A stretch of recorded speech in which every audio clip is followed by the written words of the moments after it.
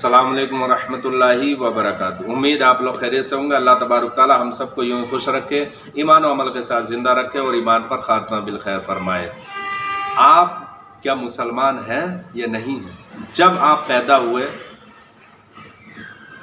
पैदा होने के बाद आप बड़े हुए, जवान हुए, आज 70, 80, 90 साल के हो गए, लेकिन आपके ज़िंदगी के अंदर जितने भी मुसलमान वाले काम हैं सब के सब क्या आप खुद करते हैं? आपके घर में जब बच्चा पैदा हुआ तो बच्चा पैदा होने के बाद आपने अपने बच्चे के कान में अजान खुद नहीं पढ़ी। किसने पढ़ी?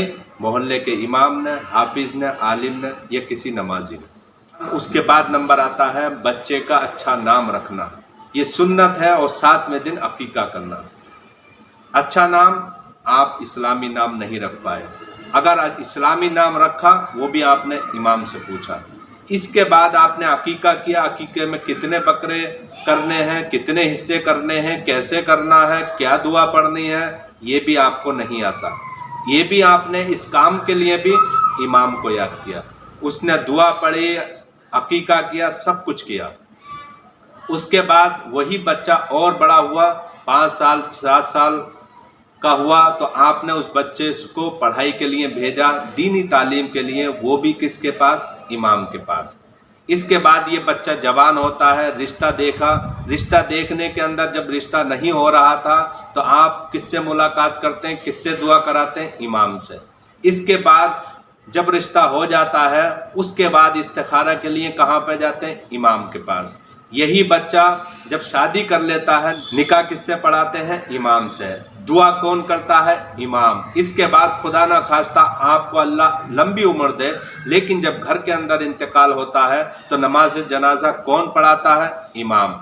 कफन किसने पहनाया? इमाम ने या नमाजी ने? नमाज जनाजा इमाम ने। दुआ किसने पढ़ाई? इमाम ने। फातिहा तीजे की? इमाम ने। 40वें की, 10वें की, यहाँ तक के पर्सी की फातिहा किससे लगवाई आपने? इमाम ने।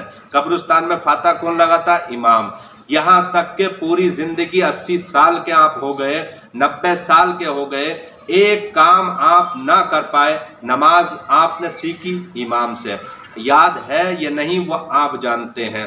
तो आपको नमाज मुकम्मल याद नहीं, रोज़े का तरीका याद नहीं, हज करने का तरीका याद नहीं, और जितने भी काम दुनिया के अंदर मुसलमान को करने हैं वो सब काम आप खुद नहीं करते हैं, इमाम से कराते हैं। तो आप किस बात के मुसलमान हैं? कभी आपने सोचा कि मुसलमान होने का सिर्फ हम नाम से मुसलमान हैं, काम हमारा एक भी मुसलमान जैसा नहीं है, ना हमको करना आता है, ना हम खुद करने की कोशिश करते हैं। सब काम जब आप इमाम से करा रहे हैं, यही वजह है कि इस्लाम ने ये नहीं कहा कि सब काम आपको इस इमाम से ही कराना है। ठीक है, वो तो करेगा, इमाम हो, आलिम हो, मुफ्ती हो, जिन जो भी हो, पीर हो, सब आपका काम करने के लिए मना नहीं करेंगे। ये अच्छा काम है, सवाब का काम है, लेकिन आप ये भी तो सोचो कि कुछ काम हम भी तो करने की कोशिश करें। हमारे वालिद का अगर इंतकाल हो तो हम नमाज जनाजा पढ़ना सीख जाए, पढ़ाना सीख जाए, ताकि हम अपने बाप की नमाज जनाजा तो पढ़ा सकें, कब्र पर जाकर सूरह यासीन, सूरह फातिहा या दूसरी दुआएं तो पढ़ सकें।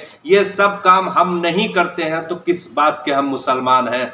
किस बात के हम मुसलमान हैं? आप अपने गिरेबान में झांक कर देखें और फिर हम अपने आप को कहते हैं हम मुसलमान हैं।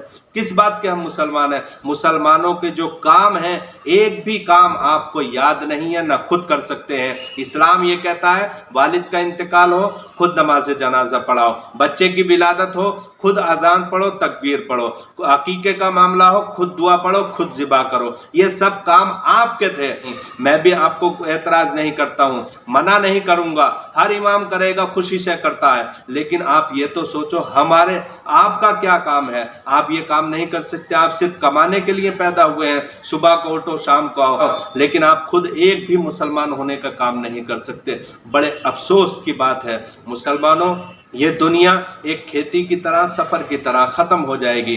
कुछ आप सीखो, यहाँ तक कि अजान पढ़ना, इकामत पढ़ना, ये ऐसी चीज़ें हैं जो हमारी ज़िंदगी में काम आने वाली हैं। दुआएं हैं, पूरा नमाज का तरीका है, अकीके का तरीका है, नमाज जनाजा का तरीका, ये आप सीखने की कोशिश करो। अपने मोहल्ले के इमाम साहब से सीखो, हाफिज़ से सीखो, और इस पर भी नहीं सीख सकते तो आजकल तो आपके हाथ में 10,000, 20,000, 40,000, 50,000 के मोबाइल हैं, उनके ज़रिए आप آپ سیکھ سکتے ہو، لیکن افسوس ہے سب کچھ آپ سیکھ لیتے ہو لیکن جو اسلام کی چیزیں ہیں وہ ایک بھی چیز آپ کو نہیں آتی ہے۔ اگر یہ بات بری لگے تو مجھے معاف کرنا، لیکن سچی بات ہے، کڑوی بات ہے، اور جب جتنی زیادہ کڑوی گولی ہوتی ہے اتنا ہی زیادہ اثر کرتی ہے۔ ڈاکٹر کڑوی گولی دیتا ہے لیکن آپ مرض کو ختم کرنا چاہتے ہیں، آپ کو وہ کھانی پڑے گی۔ یہ کڑوی باتیں ہیں لیکن سچی باتیں ہیں، ان پر عمل کرنے کی کوشش کرو۔ اللہ تبارک تعالی ہم سب کو اسلام کی جانکاری کی توفیق عطا فرمائے اور جو ضروری چیزیں ہیں وہ یاد کرنے کی توفیق عطا فرمائے۔ السلام علیکم ورحمۃ اللہ وبرکاتہ۔